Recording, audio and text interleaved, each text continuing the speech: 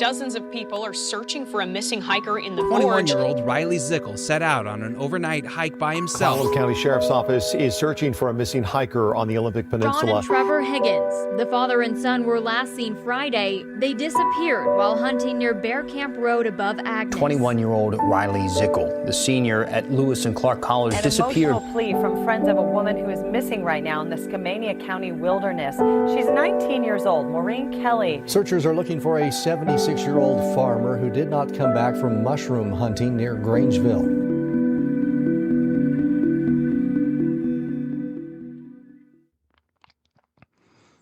Hello, and welcome to the Pacific Northwest Missing Persons Project. I'm your host, Tanner Hoskins, Executive Director here at PNW MPP, and I want to thank you all for your patience. It's been a little while since I've posted the last episode.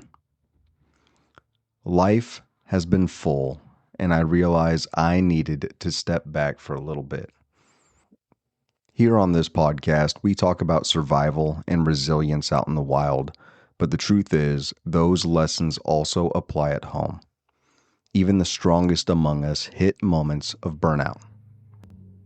I hit one of those moments recently, and I had to give myself permission to pause. Breaks are not a sign of weakness. They're what keeps us in the fight, whether that's for missing persons, for families, or for our own mental health. Stepping away helped me come back sharper, more focused, and ready to bring you more stories that matter. If you're listening and you're feeling stretched thin, I hope this is your reminder. It's okay to pause. It's okay to reset. You will be stronger for it. Now, with that being said, I'm happy to be back with you. Let's dive into today's story. Today, I want to take the time to highlight a report from the Skamania County Sheriff's Office. They recently released information about their July search and rescue operations, and the numbers were staggering. A 200% increase compared to the same time last year. Sheriff Sawyer put it plainly. Skamania County, like many others across Washington, is reaching a breaking point. Search and rescue missions are not funded by the state, and the financial and manpower strain is becoming unsustainable. To back up her claims, let me share just a few of the incidents that they took part in July. July 9th, a 62-year-old hiker broke his ankle on Middle Falls Trail. Multiple rescue teams had to come together to get him out safely. On July 11th, 2 days later, a woman injured her ankle on Trapper Creek Trail. That incident involved multiple SAR teams. On July 14th, just 3 days later, a man was struck by a falling tree near Dry Creek. Multiple search and rescue teams and EMS responded, and after a 5-hour mission, he was finally transported for care. And tragically, on July 17th, a fatal fall occurred at Naked Falls, as well as a homicide recovery that occurred later in the month. And the last one occurred on July 24th. Perhaps one of the most unique calls, a man and his 8-year-old daughter got stuck inside Ape Caves after he scaled a wall, mistaking a skylight for the exit. Teams responded to the area and got both of them out safely. These are just some of the examples. Missions requiring time, volunteers, coordination, and resources.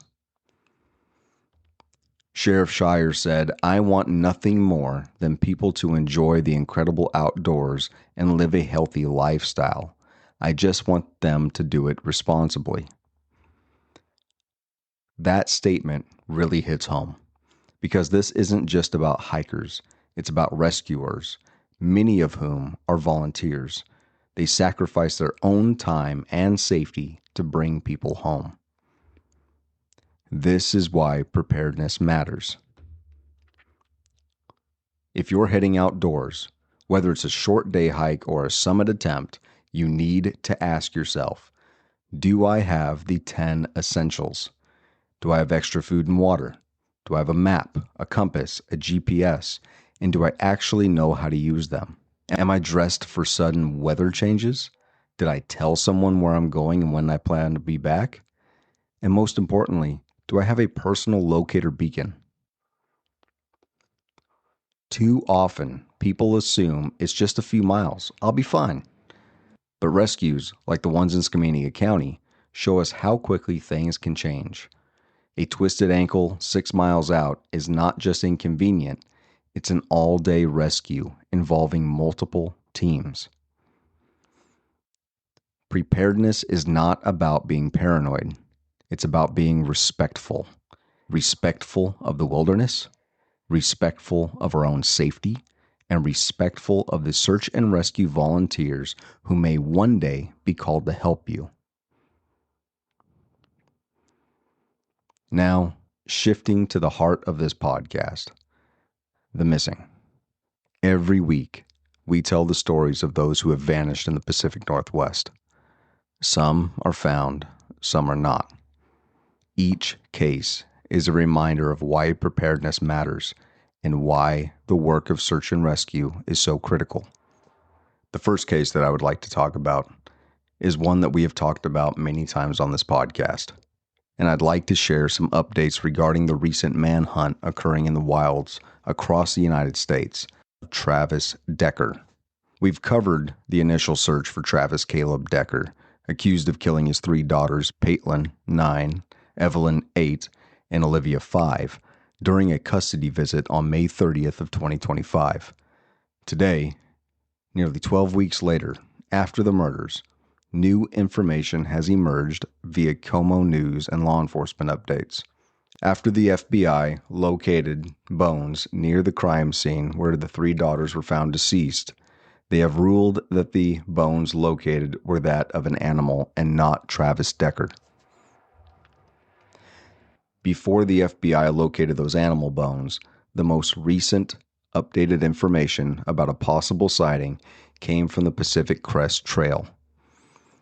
The King County Sheriff's Office received a community tip Friday evening around 6 p.m., claiming to see someone matching Decker's description near Snoqualmie Pass along the Pacific Crest Trail, roughly 55 miles east of Seattle. Multiple agencies responded very quickly. SWAT teams, K-9 units, helicopters, and local patrol deputies. But after about 2 hours, by around 9:15 p.m., the search had already been called off with no sign of Decker. Authorities said that despite the sighting triggering an intensified search, it ended being inconclusive and no further information was verified. It is believed that if Travis Decker is alive, he might be getting help, either from someone that is sympathetic or unwitting. These individuals could accidentally be providing rides, supplies, or purposefully hiding him. The sheriff's office that was in charge of the search emphasized that if someone has given Decker a ride unknowingly, that alone could explain how he's evaded capture for this duration, even as supplies in the wilderness begin to run out. I want to remind everybody of Decker's background and what it means now. Decker is a 32-year-old ex-Army Ranger, trained in wilderness survival, and previously has lived off-grid for weeks at a time. Decker conducted Google searches like how to relocate to Canada in the days before the girl's murder. Still, authorities caution against overestimating his long-term survival. He is not a special forces guru. Without help, his ability to remain hidden is unlikely to last indefinitely. After Decker allegedly murdered his 3 daughters, outrage over the decision not to issue an Amber Alert has sparked a reform campaign. The proposed Whitney's Law would expand Amber Alert criteria to include all at-risk children, even when a parent has custody or no prior violent history. If anything good can come from this tragic situation, it is pushing Whitney's Law into law. Reminder, a $20,000 reward remains offered by the U.S. Marshal Service for information leading to Decker's arrest. Tips are still being vetted and followed up on, particularly those of hikers, hunters, and outdoor visitors within the region. It is also very important that I stress that Decker could still be armed and dangerous. Anyone spotting a person matching his description, 5 foot 8 inches tall, 190 pounds, with dark hair, brown eyes, ponytail, or a beard, should call 911, provide GPS coordinates, take photos if you're safe, and maintain distance. The finish line, closure for the community, and justice for the Decker girls remains imperative. Law enforcement remains prepared, and the public must stay vigilant. The second story I want to share with you is a story of incredible survival. This is the story of Ralph Sawyer, a 52-year-old man from Gresham, Oregon, who did what many of us love to do. He packed up his mountain bike, likely had a few snacks and water in his backpack, and headed out into the Mount Hood National Forest on July 11th of 2025. That was the last time anyone saw him for 6 days. Later in the evening of his disappearance, his family reported him missing when he didn't return. Now, this isn't someone who just forgot to text. Ralph's phone was found in his parked vehicle along East Still Creek Road. That's a red flag for us. No contact, no movement, and his lifeline, his cell phone, left behind. That set off a chain reaction. By the next morning, multiple search teams were in motion. The Clackamas County Search and Rescue, Portland Mountain Rescue, Hood River Crag Rats, folks who have dedicated their lives to finding the lost. They used everything in their arsenal. Technical rope systems for steep terrain, ground teams scouring game trails, ATVs, drones, helicopters, and even National Guard aircraft flying low over the dense canopy. More than 70 trained searchers working around the clock. And for the next 6 days, there was nothing. No signal, no sightings, no dropped gear. That's the part that breaks your heart. You picture him curled up under a log at night, rain-soaked, hungry, alone. We in this work start preparing for the worst. We start preparing for recovery. But Ralph had other plans. On July 17th, nearly 1 full week later, a neighbor in Gresham opened their front door and found Ralph standing there, not just alive, walking. Ralph had followed a creek for days. He drank stream water, and when he got disoriented, he made the conscious decision to follow the terrain downhill, which may have just saved his life. At some point, he left his bike behind, and he found his way to a road. He then walked to his own vehicle and drove himself home. That's not luck. That's instinct, training, and pure human grit. Let's talk about what this case teaches us. First, always leave a plan. Even if it's a simple text to a family member with a trail name and the time you plan to be back. Second, nature is unforgiving, but is not unbeatable. Ralph's story proves that. And third, water means life. Ralph didn't have food, but drinking water from a moving stream likely kept him alive. This case hit me hard, because any one of us could be Ralph. I've been there. I've been off trail, off signal, relying only on my mind and my body to get me back. I want to shout out every member of the search and rescue community who responded to this case. Volunteers do not get enough credit.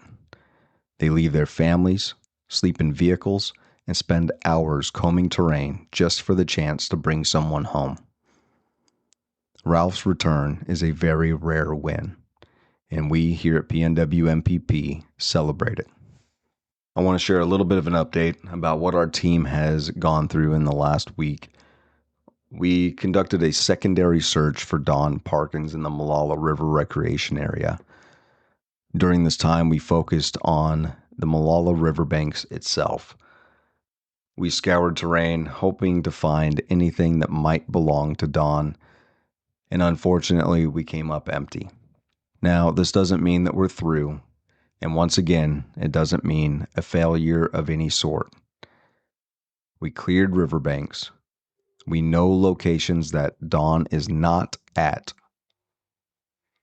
and we can pick up where we left off either later this year or next year. In the meantime, if you recreate in the Malala River Recreation Area in Clackamas, Oregon, please keep an eye out for anything that stands out that could be related to a missing person. Whether it's clothing that you locate along a snag, a root wad, a river island, the Parkins family needs closure. Whether it's our team that locates Don, or a good Samaritan that listens to this podcast, or doesn't, it's important that we, the outdoor community, keep hope alive. That's it for this week's episode. Thank you again for being so patient with me. It's a lot of work to do everything that I do, but it's worth every second of it. And always remember, taking a break for your own personal needs is important. It's not selfish. It doesn't show weakness. It's survival. Until next week, if you plan to recreate in the great outdoors of the Pacific Northwest or beyond, please become familiar with the missing person cases in the area that you plan to recreate in. You can do so on our website at pnwmpp.org. You never know when you might find something that brings answers or closure to a grieving family. Thank you.